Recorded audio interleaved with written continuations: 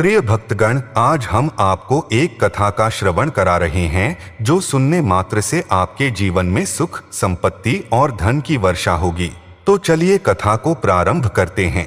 अगर आप यह कहानी सुन रहे हैं तो पूरा सुनिए। इस कथा को आधा अधूरा छोड़कर जाने की गलती मत करिएगा, क्योंकि इस पवित्र कथा को पूरा सुनने से मनचाहा फल की प्राप्ति होगी। इसलिए इस कथा को पूरा सुने। आप शिव भक्त हैं तो भोलेनाथ का अनादर न करें। भगवान शिव कहते हैं, भाग्य में जो लिखा होता है उसे कर्म बदलता है। तो चलिए सुनते हैं एक कहानी के माध्यम से। कहानी प्रारंभ करती हूँ। पहाड़ों के बीच बसा हुआ शिवपुर नाम का एक छोटा सा गांव था, जिसमें कलुआ नाम का एक आदमी अपनी बुद्धिमान माँ, पत्नी और प्यारी सी बेटी के साथ रहता था। कलुआ बहुत ही मेहनती आदमी था, लेकिन उसके मन में हमेशा यह चलता रहता था कि जितनी मेहनत वह करता है उसे उसका उतना परिणाम नहीं मिलता। वह जब कुछ अमीर लोगों को देखता तो सोचता कि वह उनसे ज्यादा मेहनत करता है, फिर भी वे उससे ज्यादा पैसे कमाते हैं। उसकी माँ ने बचपन से सिखाया था कि कर्म ही सर्वोपरि है, लेकिन कलुआ को लगता था कि इंसान का भाग्य ही सब कुछ होता है। कुछ लोग मुंह में चांदी का चम्मच लेकर पैदा होते हैं और कुछ लोग जिंदगी भर मेहनत करने के बाद भी कुछ हासिल नहीं कर पाते। वह हमेशा इसी उधेड़बुन में लगा रहता था, इसलिए किसी खुशी के अवसर पर भी उसके मन में केवल चिंता ही होती थी। वह अपनी जिंदगी में कभी ठीक से कुछ भी नहीं कर पाता था। कलुआ हर रोज की तरह आज भी अपने काम पर निकला, लेकिन जब वह काम पर पहुंचा तो मालिक ने कहा, कलुआ मुझे माफ कर देना, लेकिन अब मैं इस गांव से शहर अपने बेटे के पास जा रहा हूं और यहाँ का काम बंद हो रहा है। मुझे खेद है कि मैं पहले तुम्हें यह नहीं बता पाया। सब कुछ इतना अचानक हो गया कि बताने का समय ही नहीं मिला। तुम अपने लिए कहीं और काम ढूंढ लेना। कलुआ बहुत निराश हो गया और काम की तलाश में निकल पड़ा। तभी उसे रास्ते में एक लकड़ी का कारखाना दिखाई दिया। वह कारखाने के अंदर गया और मालिक से पूछा, क्या यहाँ किसी काम करने वाले की जगह खाली है? मुझे काम की सख्त जरूरत है। मालिक ने कहा, हाँ, एक आदमी की जगह खाली है। तुम आज ही से काम शुरू कर दो। महीने के तुम्हें 5,000 मिलेंगे। उस समय के हिसाब से 5,000 कलुआ के लिए एक अच्छी रकम थी। वह खुशी खुशी उसी दिन से काम पर लग गया। उसने पूरा दिन कारखाने में काम किया और शाम को अपने घर चला गया। वह अगले दिन कारखाने पर आया तो मालिक ने कहा, माफ करना कलुआ, लेकिन मैंने तुम्हारी जगह किसी और को काम पर रख लिया है। तुम्हारे हाथ में अभी लकड़ी के काम की उतनी सफाई नहीं है। यही कहकर मालिक ने कलुआ को काम से निकाल दिया। कलुआ फिर से उदास हो गया और अपने भाग्य को कोसने लगा। वह निराश होकर अपने घर आया तो उसकी माँ ने पूछा, बेटा तेरे चेहरे पर यह चिंता के निशान कैसे हैं?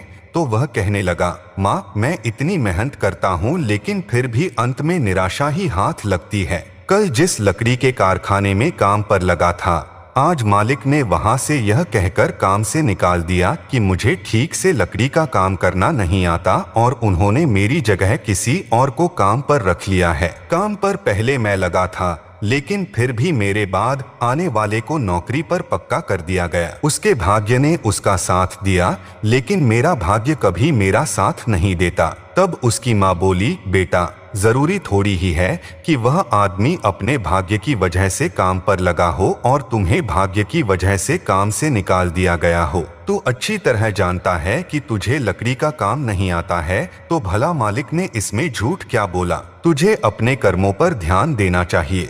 अगर लकड़ी के कारखाने में काम करना है तो पहले अच्छे तरीके से काम करना सीखना भी तो होगा। अपनी माँ की बात सुनकर कलुआ चिढ़ गया। वह बोला, क्या हर समय कर्म कर्म करती रहती हो? कर्म कुछ नहीं होता। मैं इतनी मेहनत करता हूँ लेकिन कुछ नहीं मिलता है। कुछ अच्छे भाग्य वाले ले जाते हैं।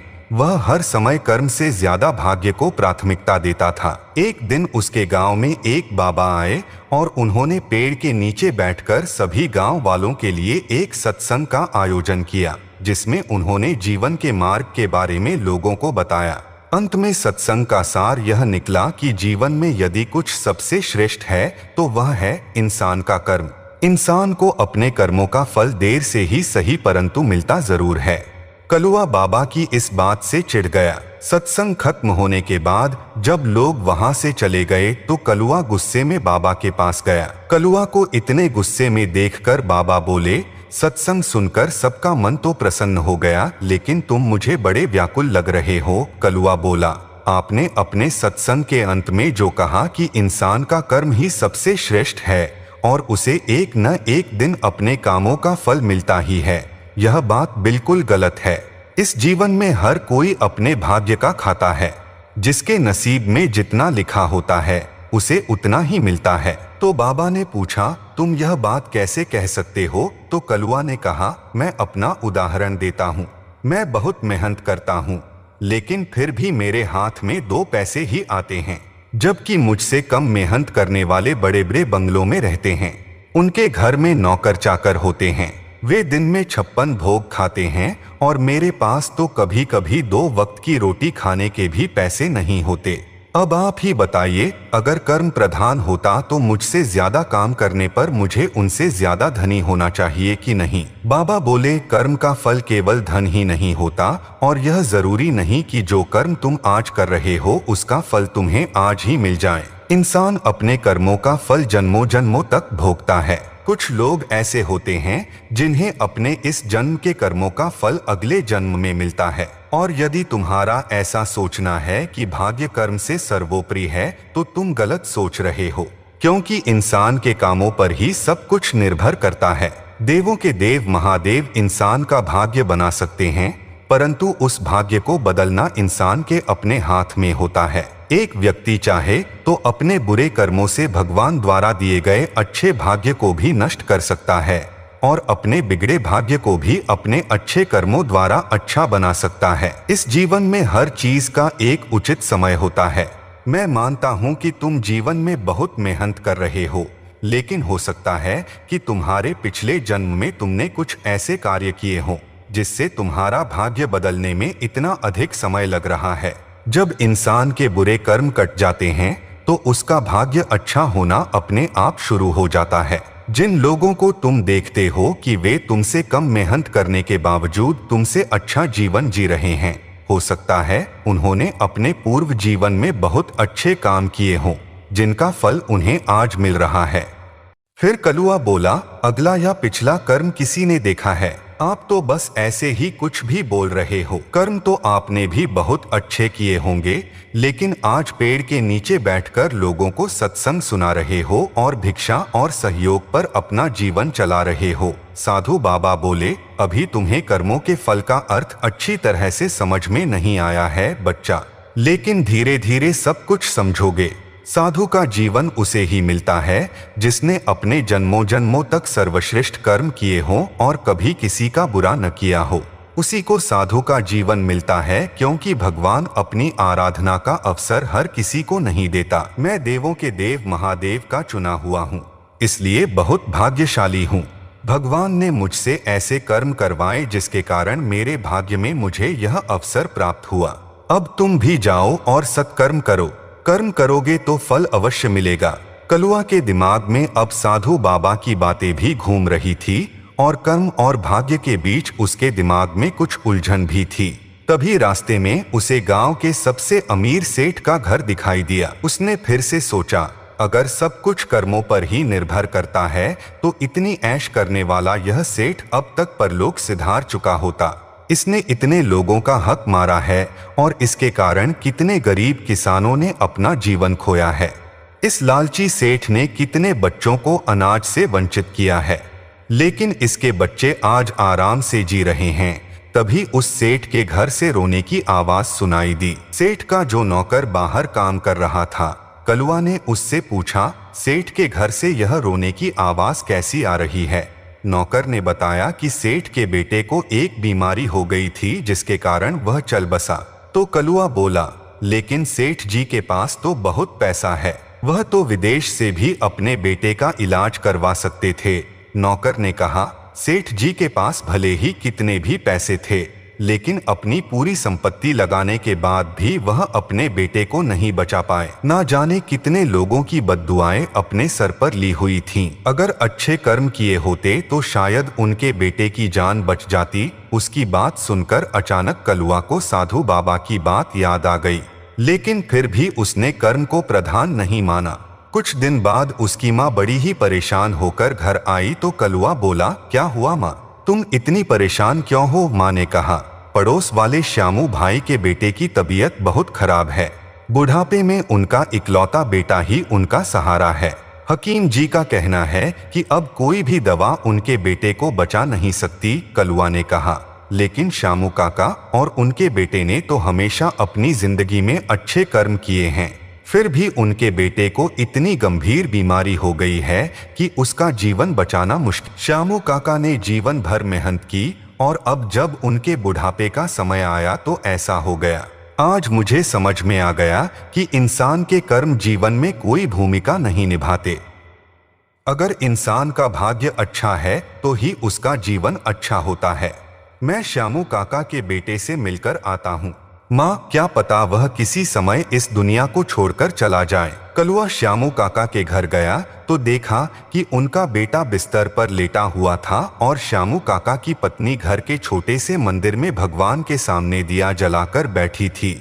कलुआ ने कहा, जीसस, भगवान ने तुम्हारे बेटे को इतना बीमार कर दिया, तुम क्यों उसे पूजने में लगी हो? श्यामू काका की पत्नी ने जवाब दिया, बेटा, मेरे बेटे की बीमारी का भगवान से कोई लेना देना नहीं है। जरूर मेरे बेटे ने पिछले जन्म में कुछ ऐसे कर्म किए होंगे जिसकी सजा आज उसे मिल रही है, लेकिन मुझे यह भी भरोसा है कि जितने अच्छे कर्म मैंने, मेरे पति ने और मेरे बेटे ने इस जन्म में किए हैं, उनका फल हमें जरूर मिलेगा। उनके अनुसार मेरे बेटे की बीमारी ठीक होकर रहेगी और मुझे इस बात का पूरा भरोसा है। श्यामू काका की पत्नी की यह बातें सुनकर कलुआ थोड़ा हैरान हो गया। वह उनके बेटे से मिलकर वापस अपने घर लौट आया। कुछ दिन बाद खबर आई कि श्यामू काका का बेटा ठीक हो गया है और बिना किसी दवा के ही उसे आराम आ रहा है। कलुआ चौंक गया। उसने अपनी माँ से पूछा, श्यामू काका के बेटे को तो सेठ जी के बेटे से भी ज्यादा गंभीर बीमारी हो गई थी, लेकिन सेठ जी का बेटा बच नहीं पाया और श्यामू काका का बेटा बच गया, वह भी बिना दवाइयों के सहारे। जबकि सेठ जी ने तो अपनी पूरी संपत्ति लगाकर अपने बेटे का महंगा से महंगा इलाज करवाया था। तो ऐसा कैसे संभव हुआ? कलुआ की माँ बोली, बेटा, इस जीवन में कर्म प्रधान होता है और जरूरी नहीं कि जिसके पास पैसा है वह कभी मरेगा नहीं। तुमने हमेशा अच्छे भाग्य को अमीरी से जोड़ा है कि जिसके पास अधिक पैसा है उसका भाग्य अच्छा है, लेकिन ऐसा नहीं है। जो व्यक्ति अपने जीवन से संतुष्ट है और कभी किसी का बुरा नहीं करता, असल में वही सबसे अच्छे भाग्य वाला इंसान होता है और उसके लिए दुआ करने वाले हजारों लोग होते हैं। श्यामू भाई साहब का बेटा भले ही बीमार था और उनके पास इलाज के पैसे नहीं थे, परंतु उन्होंने अपने जीवन में जैसे कर्म किए, लोगों ने सदा उनके लिए अच्छा कहा और उनकी अच्छाई देखकर भगवान ने भी उनका भाग्य बदल दिया। जिसके भाग्य में दुख लिखे होते हैं, भगवान ने उन दुखों को सुख में बदल दिया।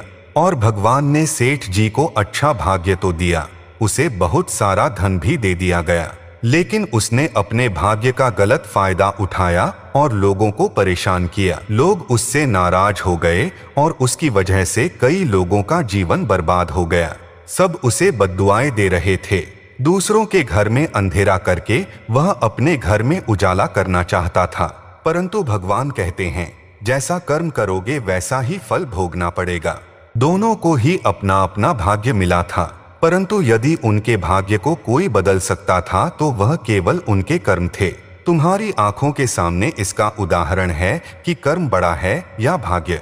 कलुआ ने कहा, आज तक तो मैं भाग्य और कर्म की परिभाषा को अच्छी तरह से समझ नहीं पाया था, परंतु आज मुझे सब कुछ अच्छी तरह से समझ में आ चुका है। भले ही मेरे जीवन में पैसों की कमी हो, लेकिन मेरा भरा पूरा परिवार है जो मुझसे प्यार करता है, हर सुख दुख में मेरे साथ खड़ा रहता है और ना ही मेरे जीवन में किसी प्रकार का क्लेश है और ना ही कोई ऐसी मुसीबत है जिसे मैं हल न कर सकूं। मेरे सुख दुख में मेरे पड़ोसी भी मेरे साथ होते हैं। जबकि सेठ जी के पुत्र की शव यात्रा में भी लोग नहीं गए थे। उनके ऐसे कर्मों के कारण उनके साथ दुख बांटने वाला भी कोई नहीं था। जबकि श्यामू काका के बेटे के लिए लोगों ने अपने घर में कीर्तन करवाए और भगवान से मन्नतें मांगी। मैं सदैव ही भाग्य को पैसों से जोड़ता रहा हूँ, परंतु जब सेठ जी और श्यामू काका के जीवन को देखा और कर्मों का अर्थ समझ आया तो भाग्य का अर्थ भी समझ गया। कर्म प्रधान है और भाग्य कर्म के अनुसार ही चलता है, इसीलिए बड़ा कर्म ही हुआ। अब कलुआ को समझ में आ गया था कि कर्म ही प्रधान होता है। उम्मीद है आप सभी को यह कथा अच्छी लगी होगी। अगर आप शिव के सच्चे भक्त हैं तो चैनल को सब्सक्राइब और वीडियो को लाइक करके कमेंट में हर हर महादेव लिख दीजिए।